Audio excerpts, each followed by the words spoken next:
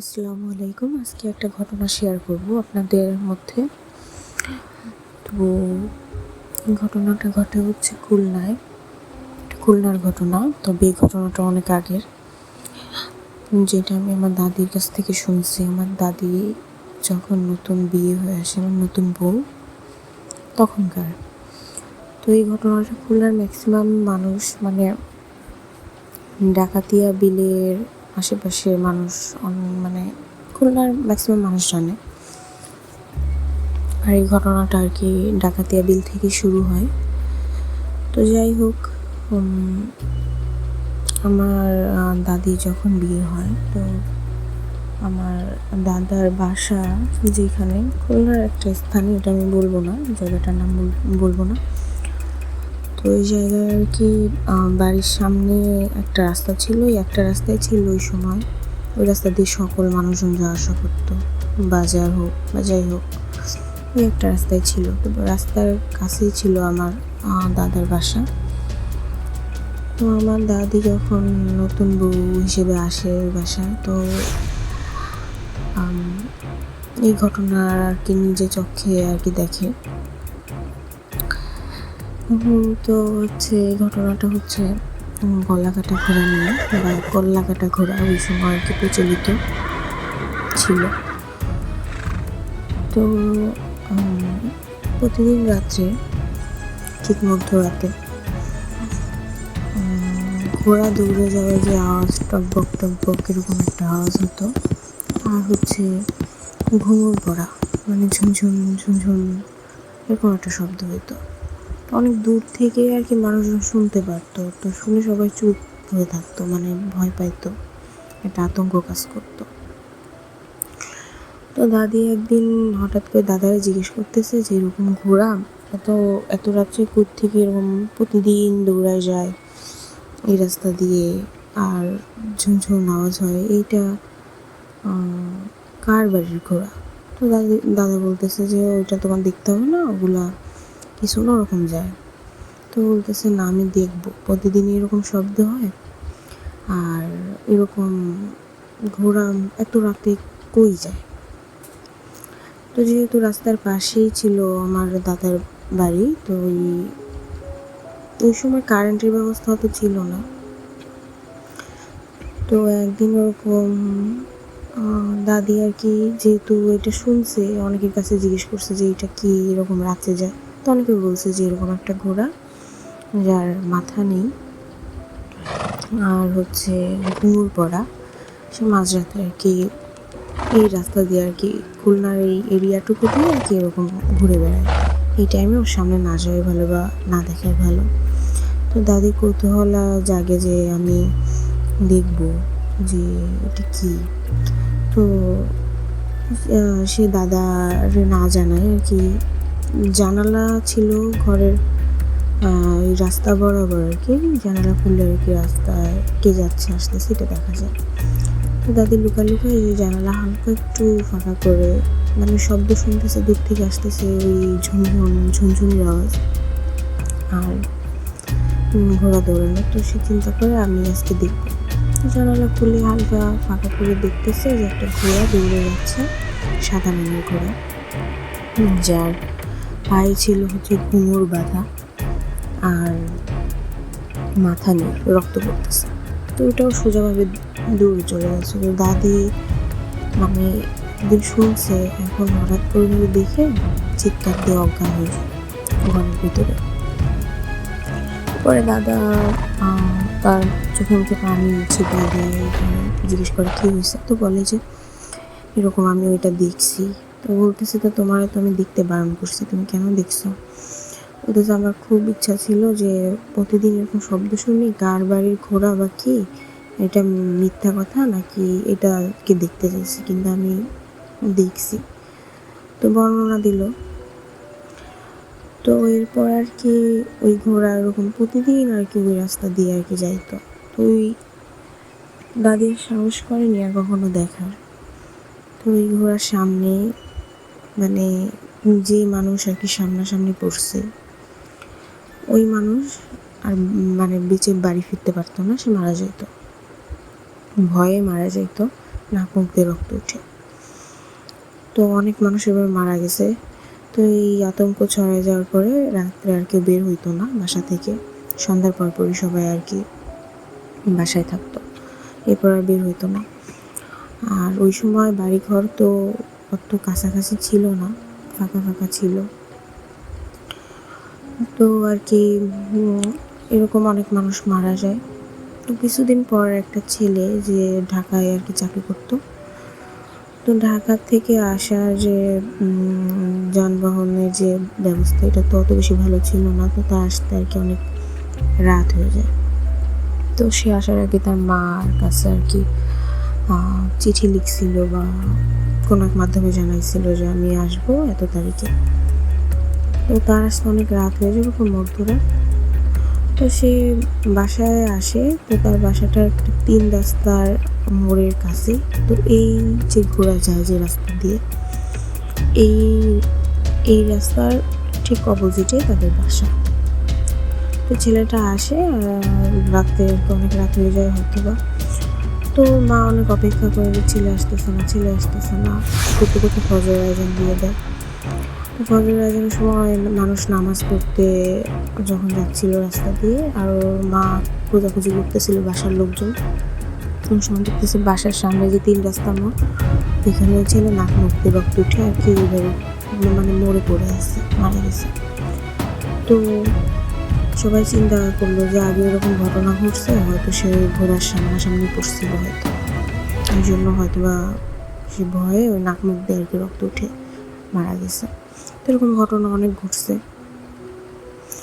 এই কল্লা কাটা ঘোড়া বা মাথাবিহীন ঘোড়া, এই ঘোড়ার সূত্রপাত ঘটে হচ্ছে ডাকাতিয়া বিল, খুলনার নাম করা যেটা।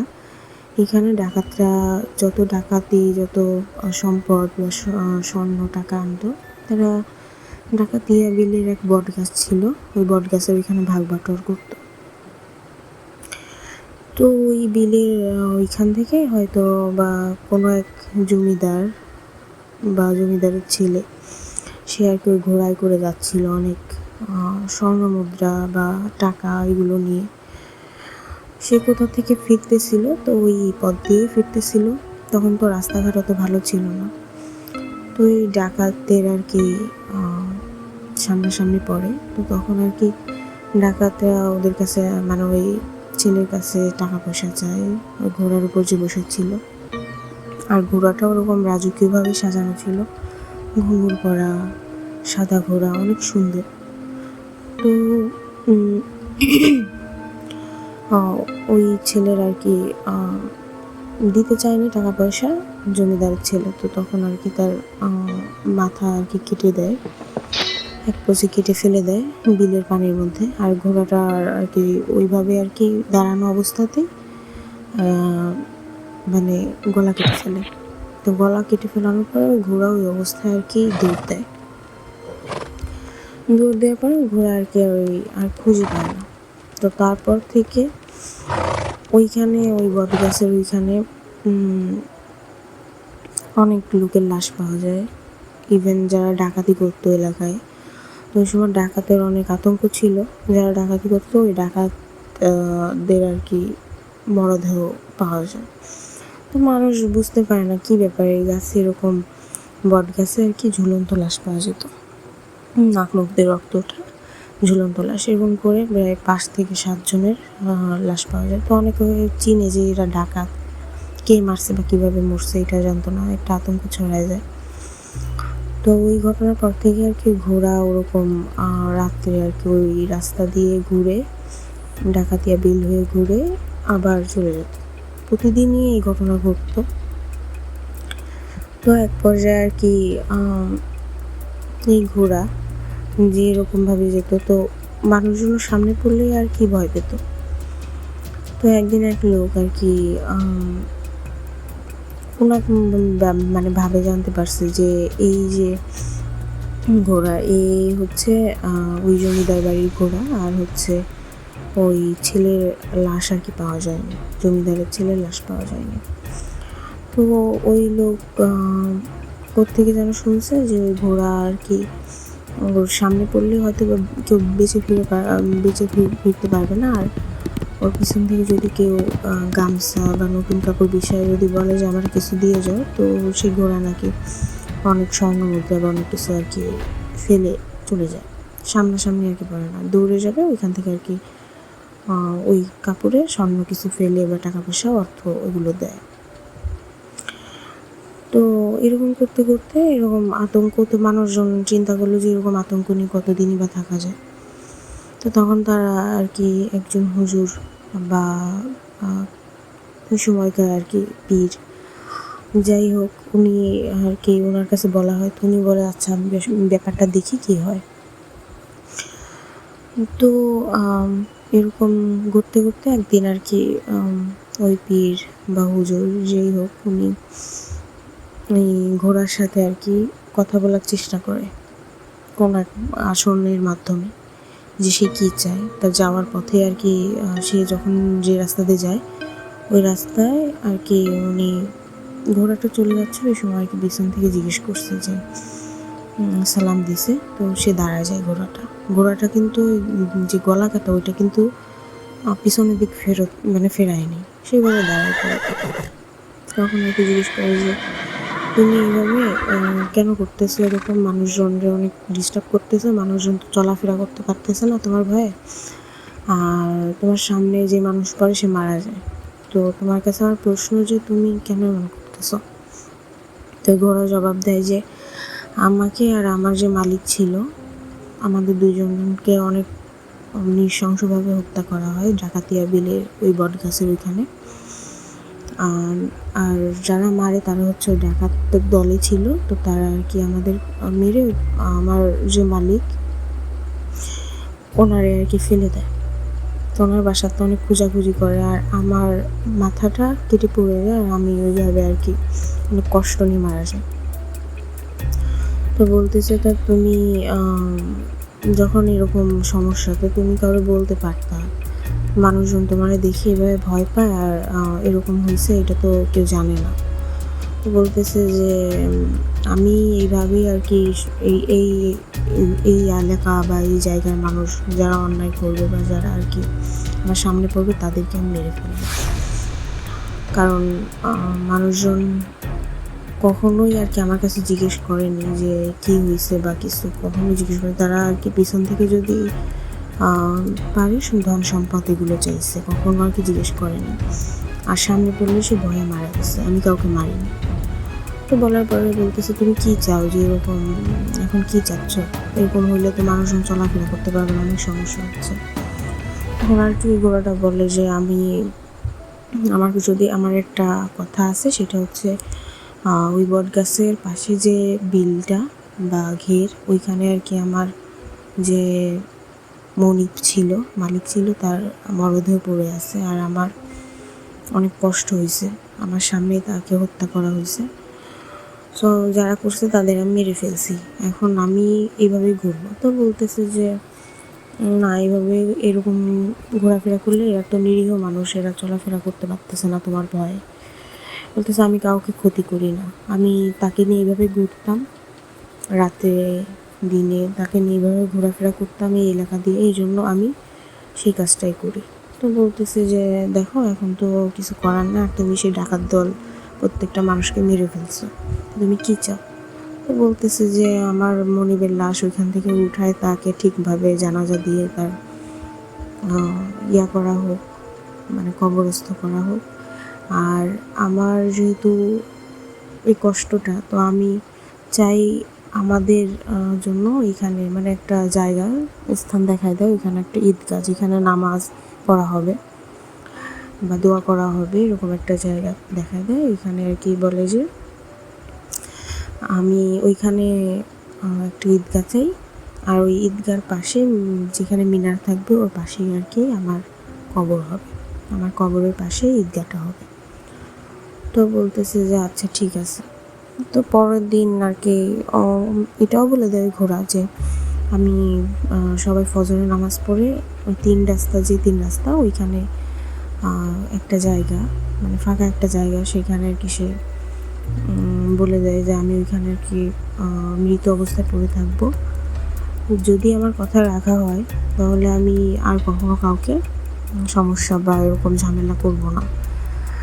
তো হুজুর বলবে হ্যাঁ তোমার কথা রাখা হবে। আর ও বলে যে হ্যাঁ আমি ওইখানে এইভাবে মানে আমার দেহ পড়ে থাকবে, আপনারা আমাকে মাটি দিয়ে দিবেন, কবর দিয়ে দিবেন, আর ওইখানে ঈদগাহ করে দিবেন, যেখানে নামাজ আদায় করা হবে, ঈদের নামাজ বা দোয়া করা হবে।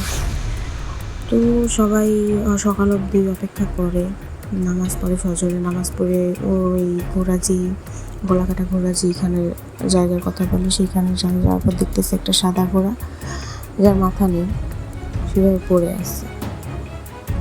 তো ওই জায়গায় আর কি তাকে কবর দেওয়া হয়, দিয়ে ওইখানে ঈদগাহ তৈরি করা হয়। এরপরে আর কোনো সমস্যা হয়নি। ওরকম ঘোড়া রাস্তা দিয়ে রাত্রেবেলায় যাওয়া বা ওই ঘুঙুরের শব্দ আর কেউ শোনেনি।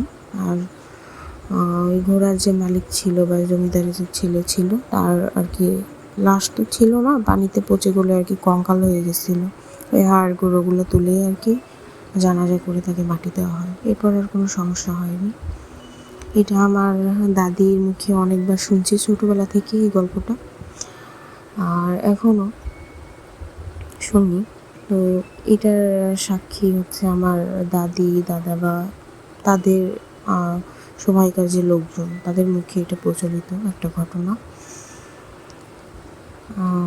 তো এটা একদম সত্য ঘটনা, খুলনার অনেক মানুষই জানে। আর সবচেয়ে মজার ব্যাপার হইল যে ঈদগাহর পিছনে মানে মিনারের পাশে আর কি ঘোড়াটার কবর, ওই ঈদগাহর অপোজিটে মানে একটা স্কুল, যে স্কুলে আর কি আমি পড়ালেখা করছি, প্রাইমারি এবং হাই স্কুল দুইটাই ছিল। তো আমি মানে ঘটনা শুনছি অনেক আগের থেকে দাদির কাছ থেকে, কিন্তু জানতাম না যে ওইটাই সেই ঈদগাহ আর ওই ঈদগাহর পিছনে আর কি ঘোড়ার কবরটা। তো পরবর্তীতে আমি একদিন দাদিকে জিজ্ঞেস করলাম যে ওই ঈদগাহটা কোন জায়গায়, যেহেতু খুলনার ভিতরে। তো দাদি বলতেছে যে ওই মানে ওই স্কুলটার ওইখানে আর কি, যেটা বললো মানে আমি যে স্কুলে পড়ি ওর সামনে একটা ঈদগাহ আছে ওইখানে। দেন আমি এইটা জানার পরে অনেকবার দেখার চেষ্টা করছি যে যাব দেখব। তো একদিন আর কি ক্লাসের কয়েকটা বান্ধবীকে আর কি বলি যে ঈদগাহতে চল, ওইখানে একটা জিনিস আছে দেখব। তো সাহস পাচ্ছিলাম না, তো যাওয়ার পর দেখি সত্যি ওইখানে একটা মিনারের পিছনে একটা কবর। আর আমার খুবই ভয় লাগতেছিল, গা ছমছম করতেছিল, যে এই অনুভূতি বোঝানো যায় না। তো আমি আর কি পরবর্তীতে ওদের যখন বলে ওরাও ভয় পায়। তো এই যে ব্যাপারটা যে কবর ঈদগাহ এখনও আছে। আর খুলনার কোনো মানুষ যদি বা লিসেনারের যদি শোনে তো অবশ্যই বুঝতে পারতেছে যে আমি কোন ঈদগাহর কথা বলতেছি, এখানে গলাকাটা ঘোড়ার কবর বা তাকে মাটি দেওয়া হয়। তো যাই হোক, ঘটনা কেমন লাগলো জানাবেন সবাই। আর এটা একদম সত্যি ঘটনা, এটা আমার দাদি নিজে দেখছে, নিজে সাক্ষী। এখনও আল্লাহর রহমতে আমার দাদি বেঁচে আছে। সো এইটাই, আমি মাঝে মাঝে জিজ্ঞেস করলে এখনও এই ঘটনা আমাকে সে বলে। তো আমি অবাক হই যে এটা আসলেই এত ভয়ঙ্কর একটা ঘটনা ছিল। আর এটা আমি নিজের চোখে দেখছি যে কবরটা, এটা অন্যরকম একটা ব্যাপার। তো যাই হোক, সবাই ভালো থাকবেন, আর ঘটনা কেমন জানাবেন কমেন্টে, আর সাবস্ক্রাইব করবেন। আল্লাহ হাফিজ।